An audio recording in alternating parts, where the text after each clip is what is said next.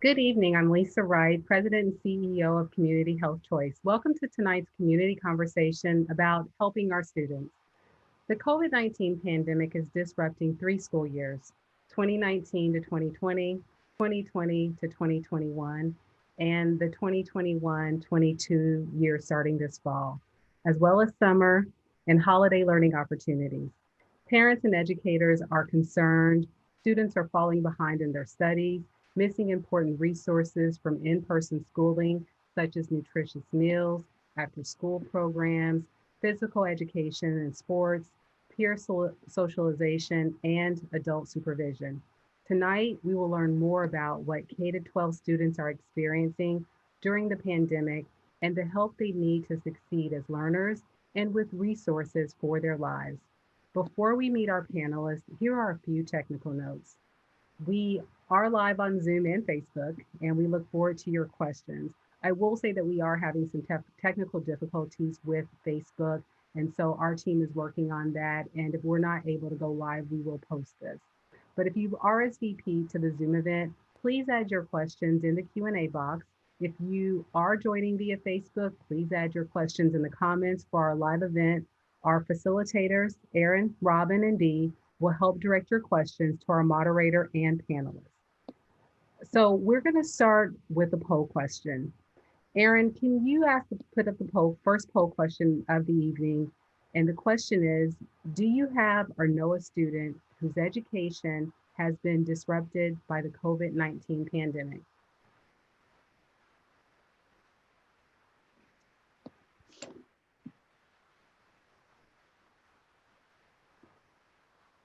So we'll give it a moment, and then Erin, let us know when we're ready to reveal the results.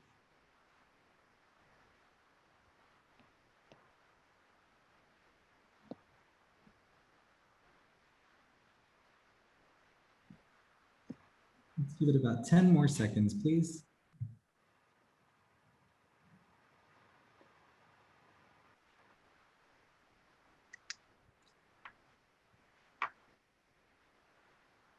Okay, we have just about 70% of our respondents, and so I'm going to go ahead and share the results now. Wow. So yes, I'm a parent or guardian, and my child has encountered difficulties during COVID-19, 36%. I'm a friend or a community member, and I'm concerned that students are falling behind, 45%. Or no, I don't have or know a student, but I'm concerned about our Texas kids. I think collectively we can see we're all concerned about the kids here, not only in Texas, but definitely around the nation. And so with that, let's move on to really introduce our panel. So first we have Taishika McKinney. She's the assistant principal at Goodman Ace Elementary School in the Aldine Independent School District. Next, we have Adib Barkai, President and CEO of Pro Unitas, a Texas nonprofit connecting students for life resources. I do want to add that Adib was a physics teacher at Kashmere High School in Northeast Houston. And then we also have Matt Barnes, co-founder and parent coach for the Education Game, helping parents equip their students as learners and a longtime educational leader. And I'm most proud to introduce our moderator for the evening, Jandrea Clay, reporter and editor at the Houston Chronicle and founding editor of Here We Are, the Chronicle's newsletter examining the intersection of race, identity, and culture in Houston. She was born and raised in Midland, Texas. She graduated from Southern Methodist University in Dallas with a BA in English and journalism and has worked in journalism for 19 years at newspapers all over Texas, including both Waco and San Antonio, and has been with the Houston Chronicle for the past 9 years. She and her husband, Jamal Ellis, a photographer, have a 5-year-old son who attends Opera Autism Center in Sugar Land. And so, Jandrea, we're going to thank you so much for being tonight's moderator. Thank you, Lisa. This is going to be an exciting conversation, and I'm glad everyone is with us tonight. So first, I'm going to get started with some of our questions. The first one is for Taishika. Have all students enrolled at Goodman Ace? Are they enrolled in active or have some disappeared during COVID? what is the enrollment situation there? Hello, Jandria and everyone else. So I like to describe this in 3 different buckets. So we have some students who are currently enrolled and they are active. What I mean by active is if they are learning on campus, they are attending school. Then we have some who are enrolled and they are active virtually, and we call those students LEH for learning at home. Then we have another bucket where they are enrolled as of now. However, they have missed over 10 days. And in some cases, they may have missed over 50 days. But then, of course, we have some who unfortunately have disappeared from the system. Maybe they have switched home locations or they are living with a family member to where we cannot get in touch with them. But we do have some different resources and creative ways to try to get a hold of them. Particularly at my campus, we have found at least 20 students, which we are very happy about. But again, we do have some who have completely went off the grid. Thank you.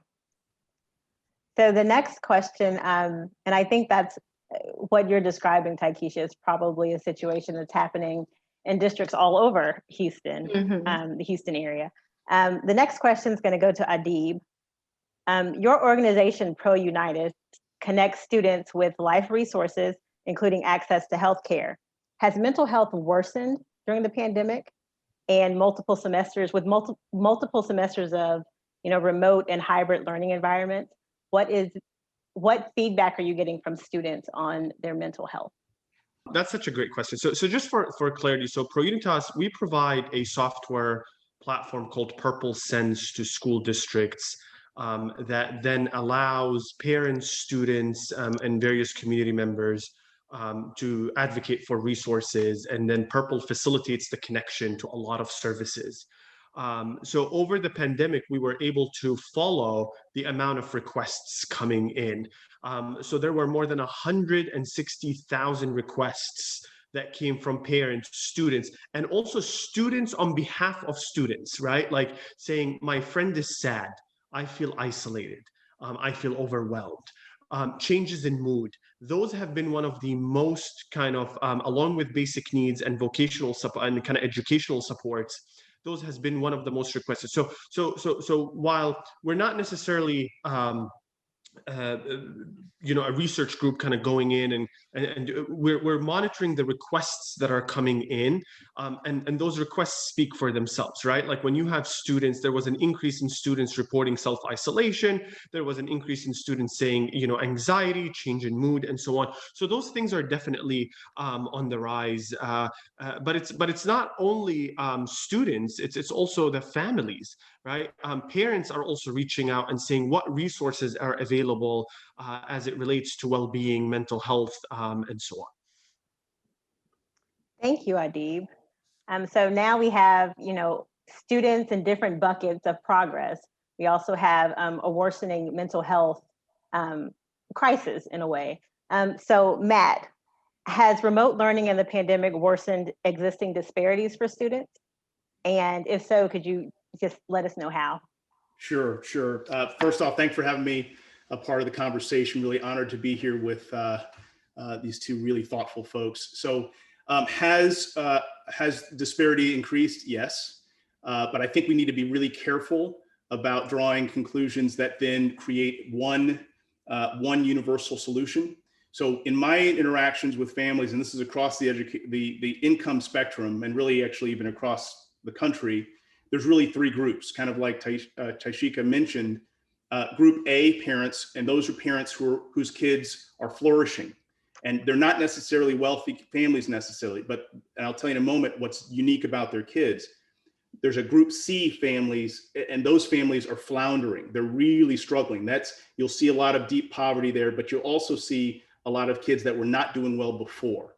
And then the group in the middle, it kind of depends. But the thing that makes every kid tolerate this upset and actually thrive is 3 things. One, they are curious and they're given freedom to be curious. The second one is that they have agency. They have a sense that they can actually learn. And then the last one is autonomy, that they're given the freedom to actually learn on their own. And so the kids that we've interacted that are doing great, regardless of income, had those 3 characteristics. So I want to be careful about drawing too big of a broad brush around what's actually happening out there. Well, thank you, Matt. Let's take a moment for our next poll question. Aaron, would you launch the second poll, please?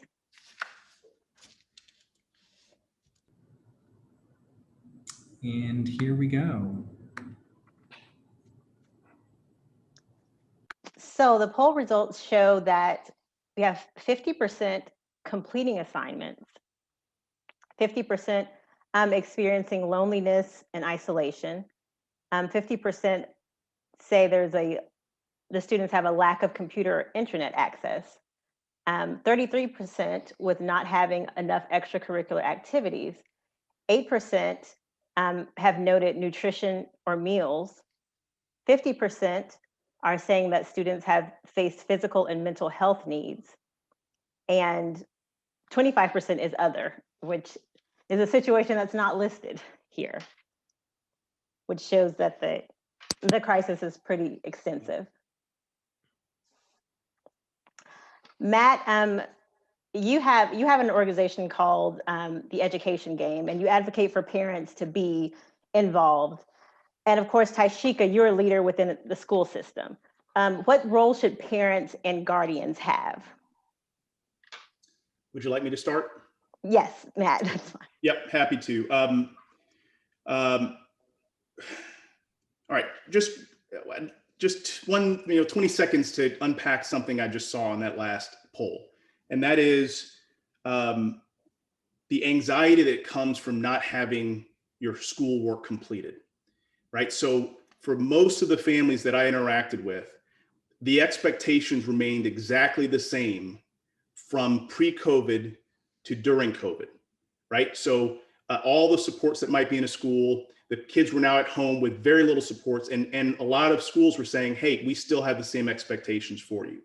That creates a ton of anxiety. And I know there are lots of parents and teachers that were fighting this, but they're getting a lot of pushback sometimes from their leadership.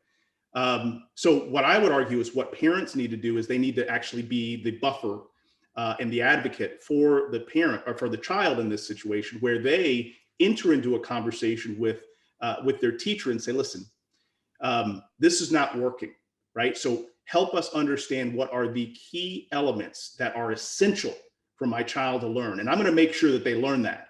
But we can't keep throwing a lot of work at these kids because the environment at home is just completely different than the environment in a typical classroom. So the parent should be the lead advocate, the lead defender of the child's heart.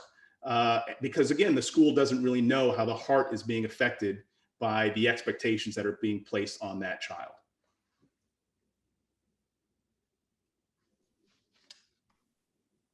That was really good, Matt. I appreciated that.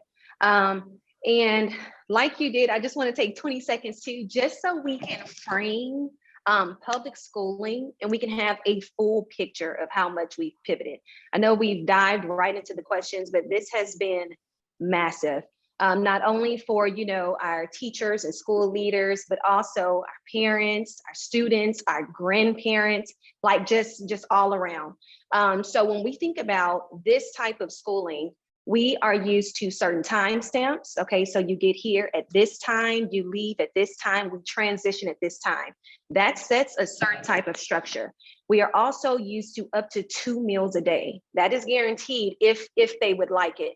That is your breakfast, and then of course your lunch. And if you are staying after school for athletics or any other extracurricular activities, schools typically have snacks.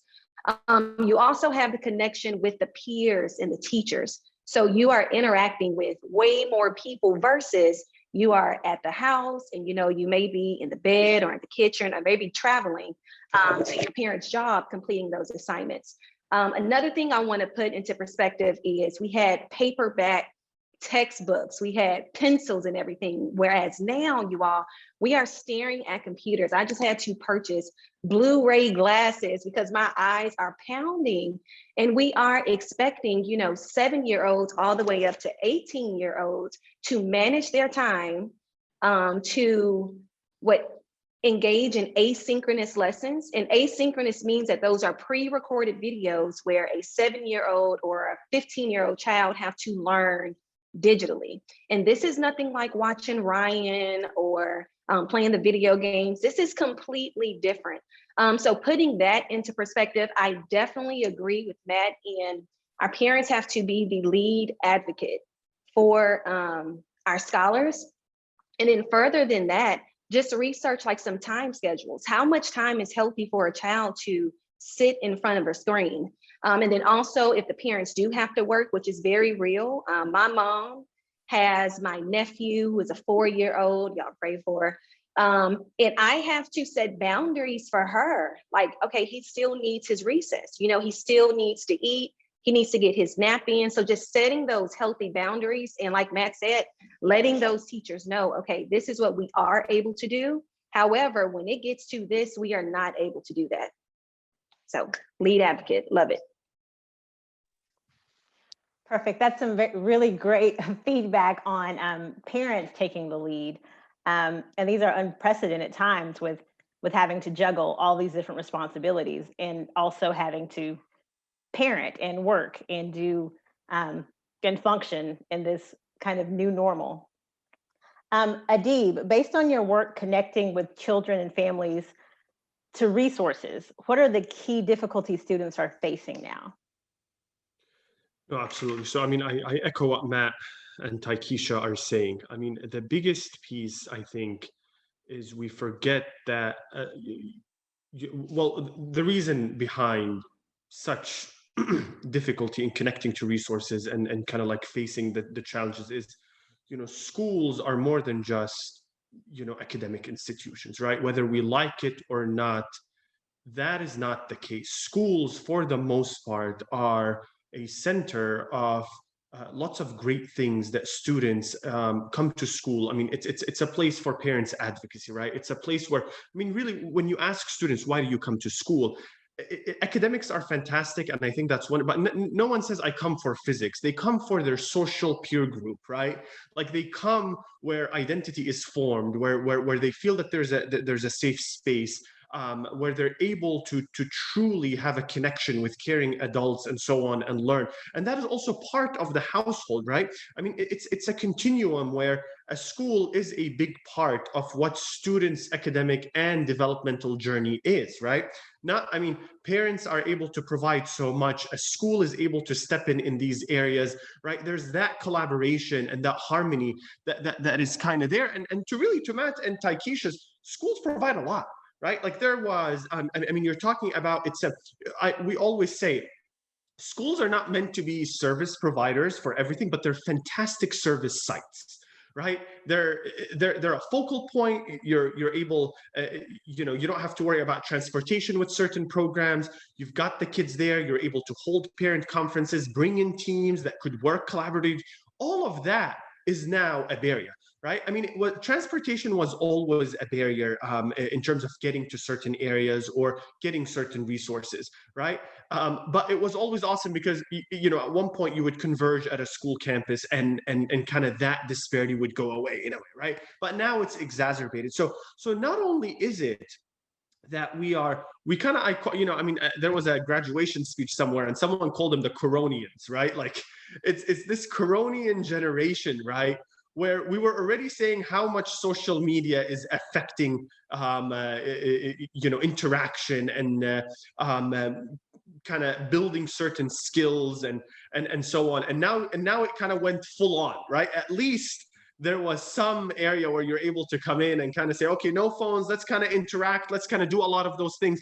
But I think it's extremely important that we move away from the narrative where schools are to do this, parents are to do this, and children are meant to do this, and really start to think about how all of this system is interacting with each other. And I think that is really where COVID and a lot of what Taikisha and Matt have been really working on is it's all connected. And when you lose a portion of part of that connectivity web, it kind of affects that whole equilibrium that is going on. And so really the difficulties are the same, whether it is transportation, isolation, it's just exacerbated, right? And we have to think about our expectations of how certain things are delivered in a different way. Thank you, Adib. I think you mentioned the role of school, which is really important, that it's not just an academic institution. There are so many other things that overlap, that for many it's counseling, it's their social group, it's where they get their meals, or the majority of their meals. So the schools function in a lot more roles than just, math and reading and things of that nature. I'm going to ask this next question for all of the panelists here. The federal government earmarked billions of dollars to help Texas students. And recently, Abbott has announced he's sending 11 billion or so to schools in Texas. How should it be? How do you feel it should be allocated? And has any of it been allocated yet? We can start with Taishika. Yeah, I can go ahead and kick us off, but I'm gonna let the guys go into specifics. I do just want to say, no, has the money reached the schools yet? No, I haven't seen it. But how should it be allocated? The biggest thing that I just want us all here to take away is that the programs and resources that we choose, we need them to be there for the long term, if that makes sense. We do not need anything that is a quick fix, whether that is, and Adib, we were talking about this last week, but even if that is, like one counselor coming in for a certain amount of time, or if we're talking about next year, we have, a lot of students with learning gaps and everything. We don't need just to hire a tutor. We need something that will extend beyond whatever their contract is. So I'm gonna go ahead and let the guys go into more specifics. Yeah, I mean, in following up, I mean, there's a saying that as a country, we have become program rich and system poor. And we love programs. Like, we're just enamored. I mean, how do we fix inequity? A program. How do we fix racial injustices? A program. How do we, and you come to realize a program in its definition, right? Targeted, kind of isolated, right? It's not systemic.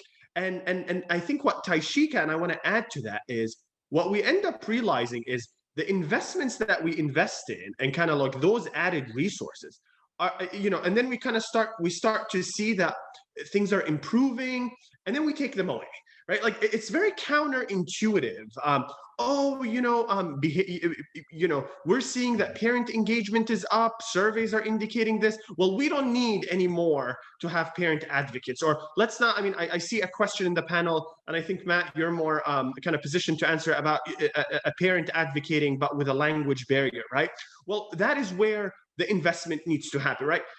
We cannot just add a counselor and then take a counselor away. Those are relationships with a kid, with a family.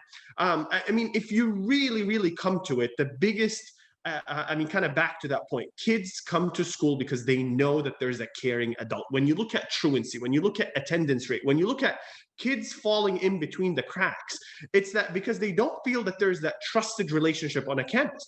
I always send positive vibes through the universe to our teachers and our counselors when you talk about the ratios of 500 to 1 and 1,000 to 1. I mean, there's not really much that you can do with such amounts, right? And so as those resources, one, it's kind of late in terms of how much they waited before releasing it, right? Like, schools need time to plan, to see where things are in order to invest. Thinking about counseling supports and thinking about teaching supports, tutors, and so on, those are not a band-aid. These have to be part of our system. And so the question is, how do we continue them? And third, of course, really investments into making schools a bi-directional process between parents, guardians, and families, and so on. Again, through system updates, right? Like, one of the questions was about language barrier.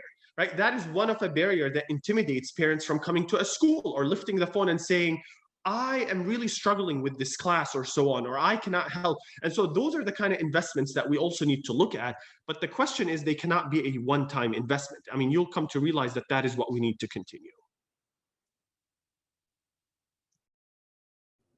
Yeah, that's good stuff. Definitely right. I would add, when we think about investments in the schools, we don't actually think about in terms of investments. This is getting to Adib's point. We think about short-term, hyper short-term solutions, and so a program comes up. But you know, if I could talk to the governor, and if any of you have the number for the governor, please let me know so I can give him a call. I'm sure he'd like to hear from me. There's really like a new model that we have the opportunity to explore now. And if I could just show you briefly you don't need to do anything on your side, folks at Community Health Choice, but this graphic here is kind of how school normally works. You've got a school that's in the center, and all the resources, all the services are in that school, right? You've got food, you've got mental health, nursing support, social work, everything is there, and the children are coming to that school.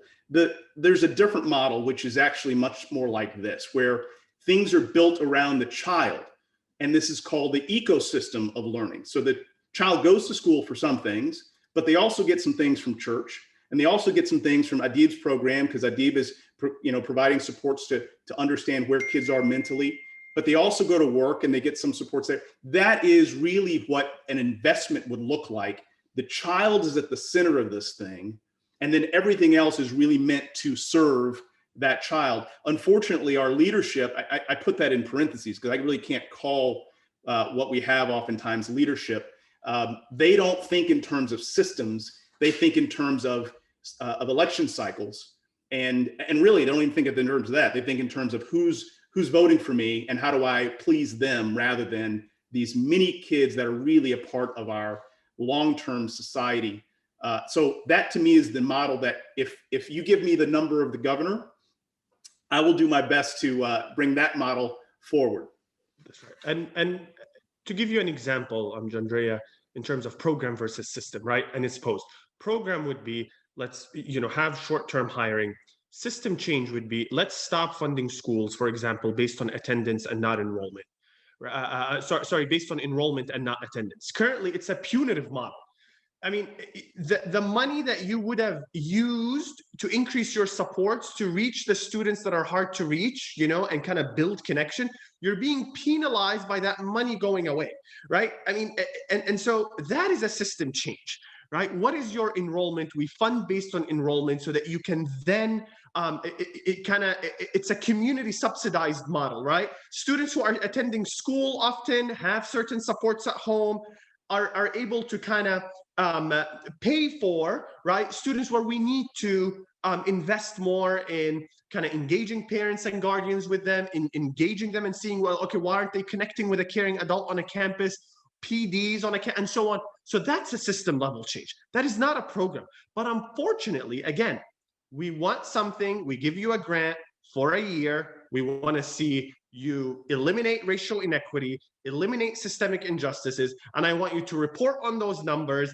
And then if those numbers are improving, then it's great, it worked. Let's focus on something else. It just does not work that way, right? So I mean, as simple as an enrollment versus attendance issue, right, which is a question within, that is really where we're moving now. But unfortunately, I don't know, how can you have a press release around, oh, enrollment versus attendance and make a big hype of it, and kind of like it's also an issue in a way, right? It's not sexy as much as, oh, we had a 1-year program and this happened. I'm not saying that is not a good idea. However, again, kind of back to the obsession of programs and less so on system. And I think we have to find a good medium between those two things. Thank you guys so much for your input. Looks like we could talk about this for another hour, but we're getting some audience questions in, and I think Matt and Adib, you guys did touch on enrollment and attendance, which we had a question that was surrounding, basically you said the penalty and the structure around enrollment and attendance. We have one question that's asking, some parents may have problems being an advocate for the child at school. due to a language barrier. What advice do you have for a parent dealing with a language barrier? This is the question, and I answered it briefly, but I will be more deliberate here. Okay, normally parents approach the school as an individual, right? So parent goes to a parent-teacher conference. Parent, volunteers at the school individually. We've got to put away that model. The new model has got to be parents operating as teams, right? So what I talk about is educating a child is a team sport. That means every parent needs to have an assistant coaching staff, right? Other parents, other learning experts. To me, one of the best assistant coaches for any parent is the secretary in the front office of the building. Every parent, especially parents that have a language barrier, needs to buddy up with that person like they are her or his or her, best friend. As you build this team, you're no longer walking alone. You have to now approach the school when you're advocating with 4 or 5 people essentially in your corner, and maybe even going to the meeting with 4 or 5 people. Now, having said that, I also know that some of the barriers here are around citizenship, right? And so for those families who lack citizenship, the fear is even more intense, right? And I've worked with those families. For those families, more than anyone, they need a team. And that team needs to be comprised of other parents that are having the same challenges, the same issues. Those families now can help to kind of fight the battle when the parent that might have a citizenship issue can maybe linger a little bit in the background, right? Because of kind of appropriate fear. But also, guys, you as parents, you know your children better than anybody on the face of this planet. You then have to realize that you have things that you can contribute. So whether you have a language barrier or not, you know your child. You've got to get into the conversation. You've got to get in the game. And the best way to do that is to be surrounding yourself with a assistant coaching staff or a group of teammates who have similar interests and similar concerns that you have. Does that help? If it doesn't, ask the question again. Does anyone else have, something to add to that? That was really good. The only thing I would add, just as a school administrator, is to not back down. Do not let a language barrier keep you from, obtaining information about your child. So when we say use your voice, that's actually what we mean. Like, use your voice and advocate for your child. So if you speak Spanish or any other language that isn't English, us as a school, we have to accommodate you and your family, which is why we do the home language surveys. So we already know what language that you speak. So we have personnel on campus who are open and willing to connect with you. Now me, I am only English speaking. However, as he said, our secretary and our registrar are both bilingual. We have to hire bilingual staff. So at no point do I want any parents, especially if you are on here, to feel that you should be shy. Yep, Matt, come on in. No, I'm sorry. I'm sorry. I'm like jumping at the bit here. So, yeah. Tashika just said, she said exactly right, parents. You have to think about this. So when 20 years ago, when I had hair and I was a young man, I worked at a children's hospital. I was administrator at a children's hospital. When you enter the school environment, you need to have a similar mindset that I am now making sure my child's health is covered, right? So that means when you don't understand something, do what you would do in a hospital. If the doctor's saying, here's what I want to do with your child, and you don't understand it, you're going to say, I don't understand this. I need more information. Do not back down, because for some kids, these conversations in schools are life and death. So Tashika, amen. 100% support what you said. Thank you. I do want to say that there are different challenges that I hope parents are taking advantage of, especially given the diversity that's in Houston. We have so many languages that are spoken. And, I think sometimes it is difficult and it can be overwhelming for some parents when everything is predominantly in English. So I do hope that there are, they're connected to resources to help them become an advocate. Well, one thing I would add, Jandrea, is like as I'm listening, I came across, I think, an article. I don't know what paper it was, but the title was you will be having kids. Well, I mean, you can be happy with kids, but not in the United States. There's also this thing where, again, the concept of your continuity and network and support system, right?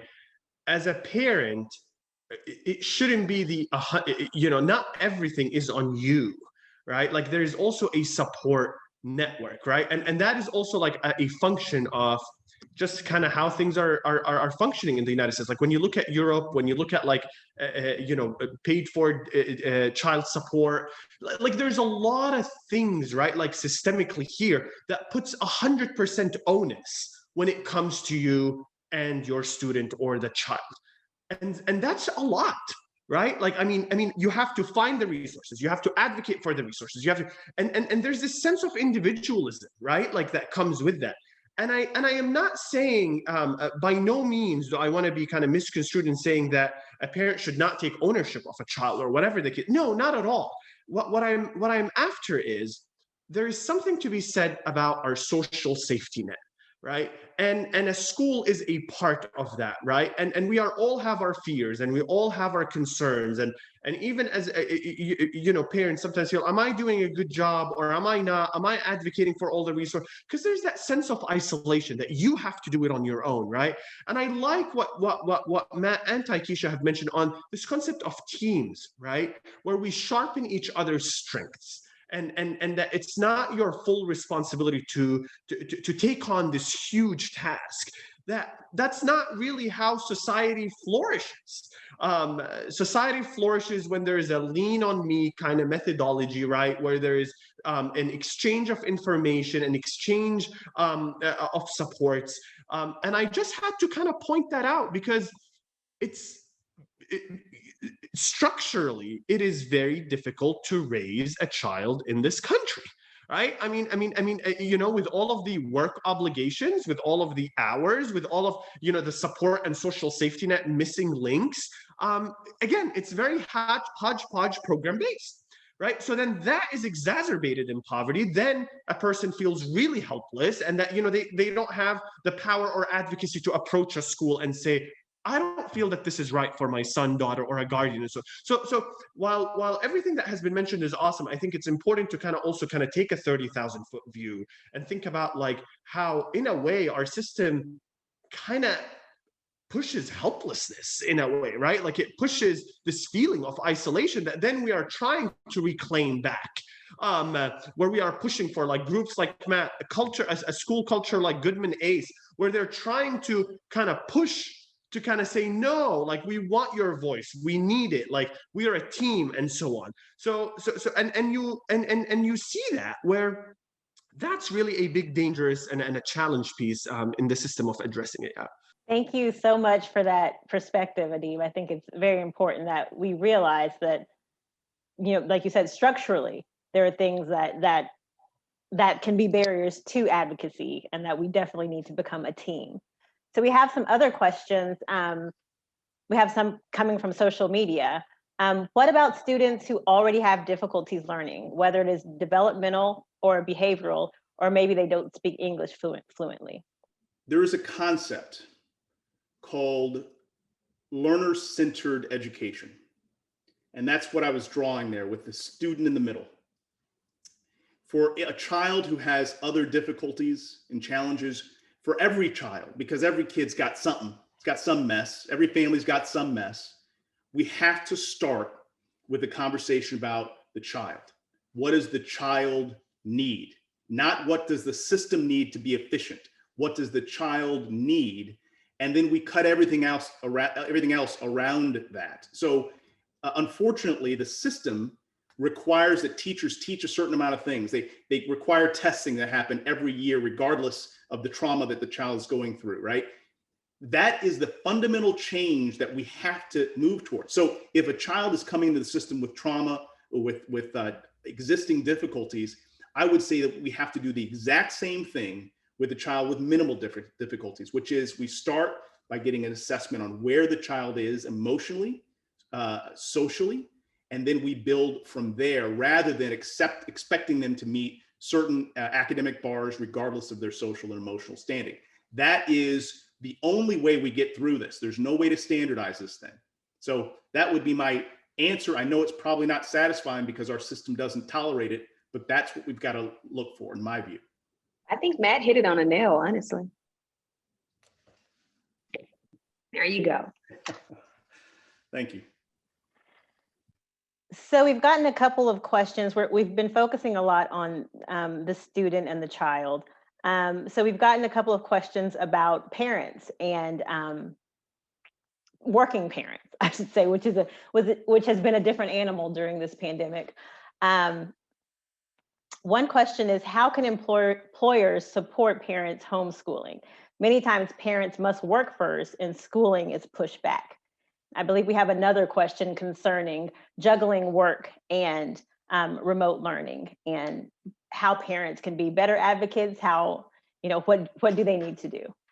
So, I mean, again, I don't know if there's an answer, right? Like to such structural issue. I mean, I think what this pandemic has shown us is that lack of social safety net and the importance of a school that plays. Again, it re-emphasized that schools are not going anywhere and shouldn't go anywhere, right? Like this idea that, everything needs to be virtual, the idea that, or everything needs to be in person. I think, we have to be open to the appetite of more customizable models. However, the school remains, sometimes it is the only safe place for a child. Let's not forget, I mean, even when I taught at Kashmir, that a lot of kids, a lot of my students were raised by their grandparents. A lot of students did not go home to any parents or grandparents, right? Like, I mean, that is also a reality, right? And so when we think about the school, I think it re-emphasizes, like that question re-emphasizes the importance of this institution and how much it has taken on and how much it will continue to adapt.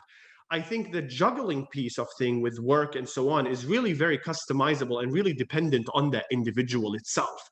However, if anything, it shows that our system is not set up for that. It was set up where essentially a kid goes to school, it fulfills the 9 to 5, the pick up the child after daycare or after and then suddenly this thing disrupted this whole thing, right?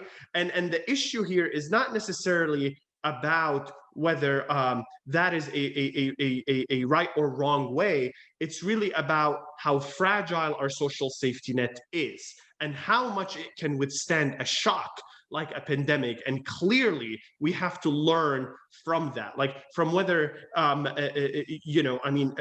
we think about work from home, how we think about parents who have children, how we think about, a lot of parents don't even have PTO to take time off, right? Like they didn't even have PTO to kind of adjust to this pandemic, layoffs, and so on. So the issue is larger. Now, there are those one-on-one situations that happen that are very unique to certain families, however, have taken where that has become something that is across the board. I think it's a multifaceted issue.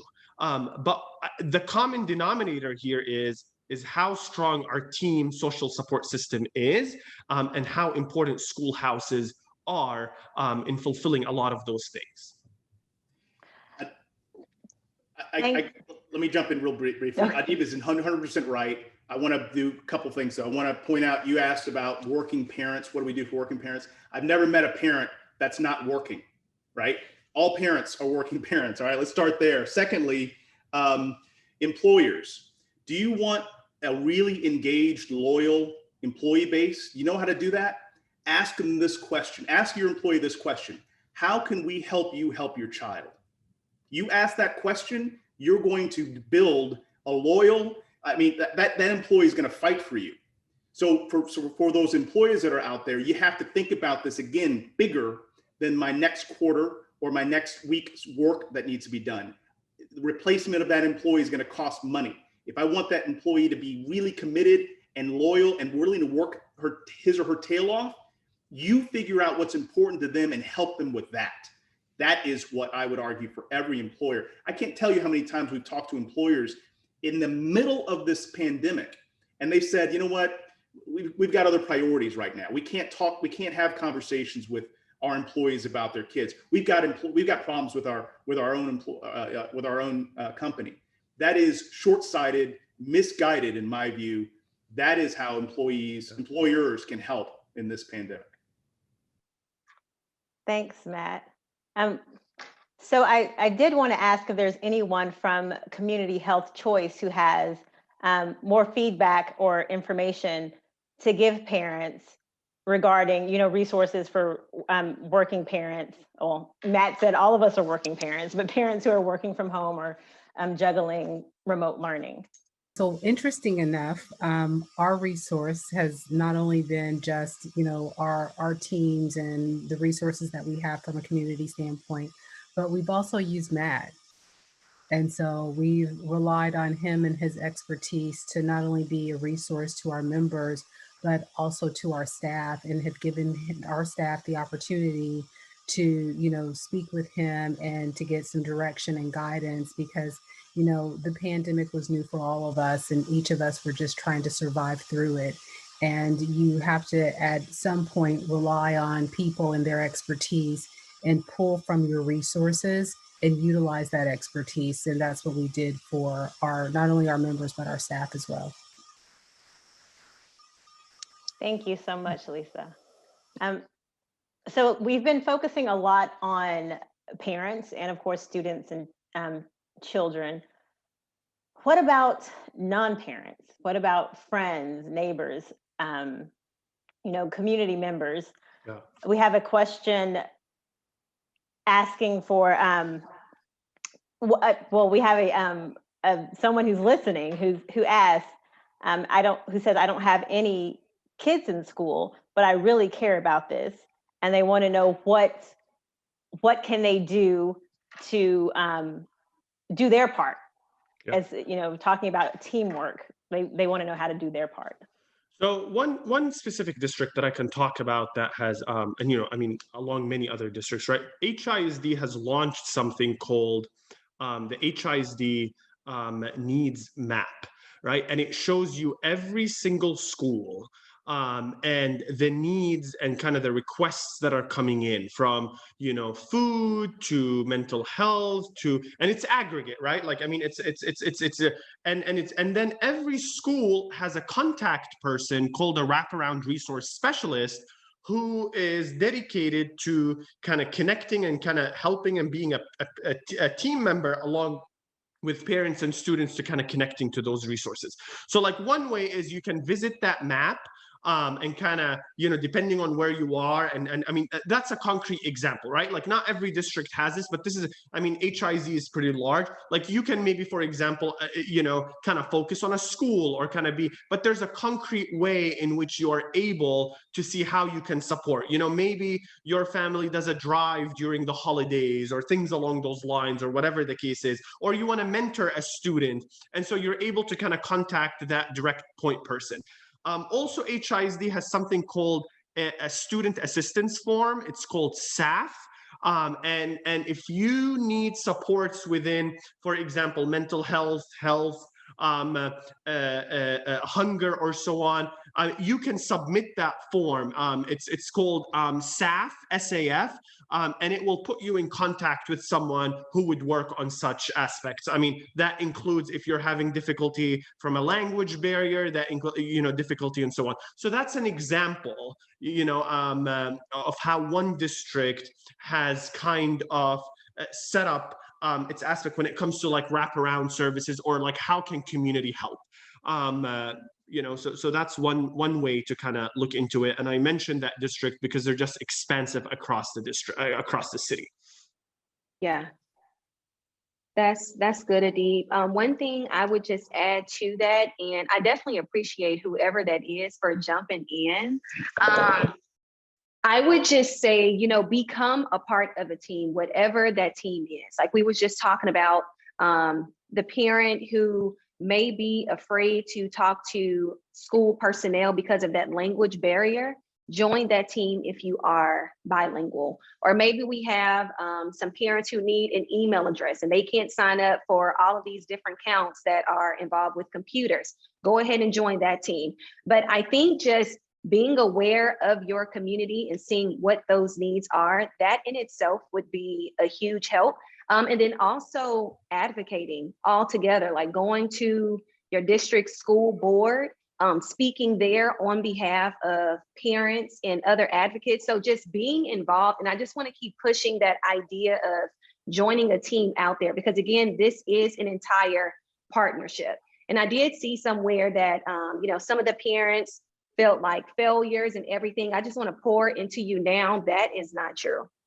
That's not true at all. We are all trying to navigate this. And I am an assistant principal, and I can tell you that me as a school leader, we are all trying to navigate this.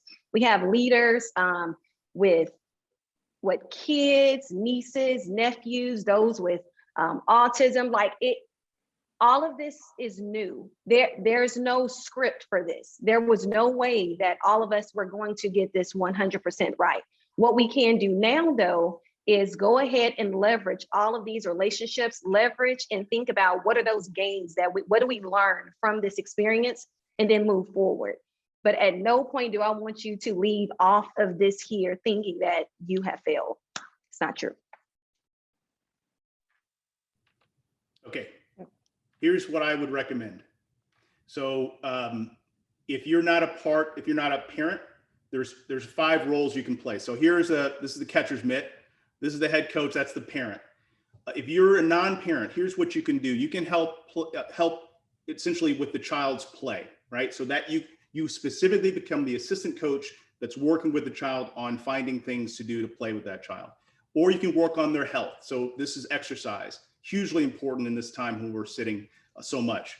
For me, faith is another huge one. So this is usually oftentimes a grandparent who's sitting down, having conversations with a child about issues that are bigger than the child. The next one is relationship. Again, oftentimes that could be a grandparent as well, but this is the emotional health of the child. And then the last one, which I actually think from a school point of view is the most important, it's learning or really funneling and building the curiosity of that child. These are 5 specific roles that anybody can play with a child. But they have to be specifically asked by the parent oftentimes, or the person who is the non-parent specifically says to the parent, hey, can I play a faith role with your child? Can I really focus on making sure your child is playing on a regular basis, right? That's real specific activities that can actually help.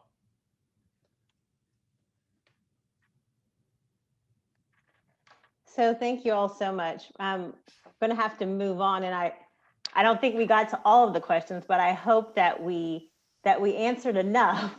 And I think Taikisha hit the nail on the head with, we're all learning. These are the lessons that the pandemic has given us, and so we're all learning, and this is a process. And I know there are going to be other resources that you all can use, especially if we didn't get to your question. But we're going to have to move on to the next segment. So we have one last poll question, and then we'll wrap up for final questions. So Erin, could we get the poll? Thank you. So the poll results show that the question was, after this conversation, do you have a better idea of what students need and how to help? 33% said, yes, I see that our whole school system is under pressure and we need big solutions from the top down. 42% responded, yes, I feel more empowered as a parent or guardian to be more involved in my students' learning, which is great. And 0% answered, partially, I understand schools need more resources, but I don't understand how I can help. 25% answered, yes, but I feel like solutions are far away and I'm still really concerned about our students. Panelists, as we're wrapping up, what's the one big thing that you'd like everyone to take away from this conversation and this discussion? I would just say that a little bit in response to that last poll, we've got to stop waiting for our elected officials to do the right thing. I think from this point on, parents, non-parents, we're going to have to put bottom-up pressure on this system. The only way we're going to change this is if enough individuals get angry enough and get strategic enough that we start demanding that the child be put in the center rather than the school. We start demanding that investments are made rather than short-term programmatic investments or payments. That's the only way we're going to get out of this mess. And in the interim, parents working in close collaboration with parents and aligned teachers and leaders like Taishika. The farther you get away from the classroom, the less likely you're going to find somebody who is actually really focused on your child and your child's success. So bottom-up pressure is going to be how we get this thing done.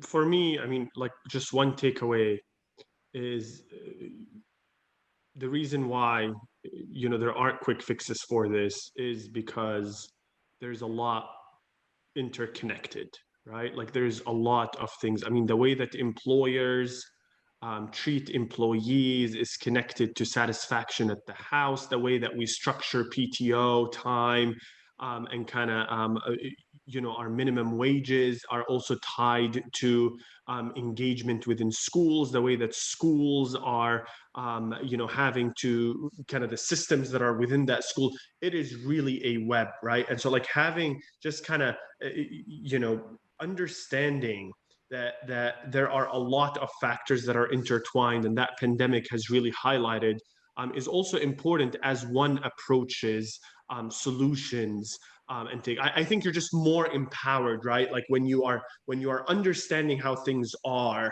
and how things are connected, you're really able to leverage where you can focus and what battle you're able to kind of take on at this time in a way. And I think that removes a little bit of the self-defeat that a lot of us felt and kind of feel, right? Is that because, you know, you recognize how massive this issue is, but at the same time, you know that this is not a result of you. This is not because you're a failure, right? This is because, and then that kind of empowers you to take on more action by simply being aware of what's going on. That's really good. And to wrap us up, parents, I would leave you with giving yourself grace. That should be first. Again, we are still in a pandemic. So give yourself grace and then continue to be the lead advocate. Our school districts are still working on what next year looks like. Just make sure that you are staying up to speed. You are attending those virtual school board meetings. Just make sure you are aware and you have the information that you need, and continue again to give yourself grace daily. Thanks, everyone. And thank all of you for joining us tonight. I hope you're leaving feeling informed, empowered, and that you're not alone. So we're all in this together. I'm going to turn this back over to our host for the final words. Perfect. Well, thank you all so much. And I just want to say, as a parent, this conversation meant a lot to me. It was good to really be an attendee and just to listen to your words. And I feel more empowered, of course, to be involved in solutions, not only for our students, but for our families and even for our membership. And I hope that each of you do as well. So thank you to Jandrea, Taishika, Matt, and Adib. And thanks to everyone who joined us via Zoom and Facebook Live. We'll post the final video of tonight's conversation on the Community Health Choice website and share that link through our social media channels. If your question wasn't answered live tonight, it'll be answered in a post on the Community Spotlight page of our website. Our next community conversation is Tuesday, June 8th, and we hope to see you all then. Thanks, everyone, and good night.